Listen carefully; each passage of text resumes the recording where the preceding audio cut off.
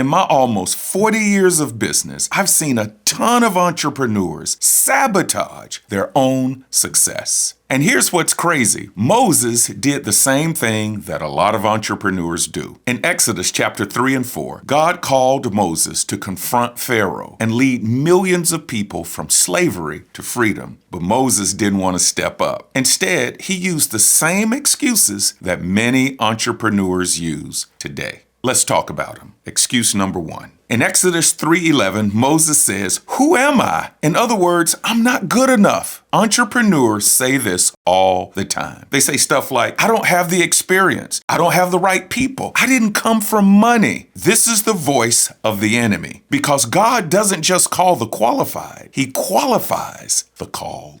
Excuse number two. In Exodus 3:13, Moses asked God, "What shall I tell them?" In other words, he means, I don't know what to say. I'm not ready yet. Entrepreneurs do this every day. They delay starting. They delay moving. They say stuff like, I need one more certification. I just need to take one more course. And worst of all, I need a little bit more time. But as an entrepreneur, you will never feel fully ready. So just go ahead and start. Sometimes you have to build the plane in the air. Excuse number three. In Exodus 4:1, Moses asked God, he says, what if they don't believe me or listen to me? What he's really saying is, what if it doesn't work? What if I fail? This is the fear of failure. But failure is not the greatest threat to your business. Inaction is. You can't succeed at something you never attempt. And lastly, in Exodus 4:10, Moses said, I am slow of speech. In other words, I just don't have the skills. Entrepreneurs do this all the time. They say stuff like, I'm just not a good speaker, or I'm not good at sales, or I'm not good with social media. Look, everyone has a weakness, but your weakness does not disqualify you.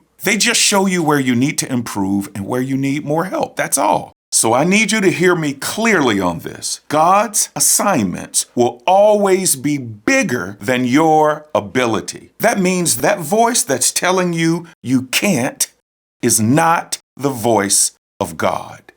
And I rebuke that voice in the name of Jesus.